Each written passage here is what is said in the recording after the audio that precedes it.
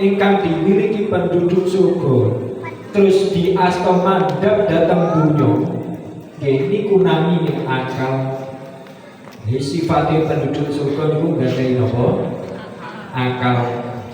Makane kok enten tiyang nggih kok napa niku kenapa kok diparingi akal supaya manungsa niki saged bedane pundi ingkang apik lan pundi ingkang awon.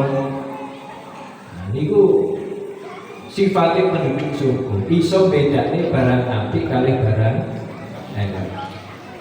Lah mula kapan kok tiyang niku boten saged bedane sing apik napa sing elek niku boten saged disebut sebagai penduduk surga.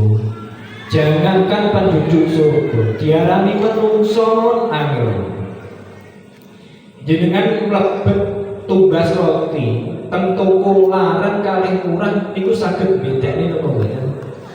Nah berarti nggak ada akal.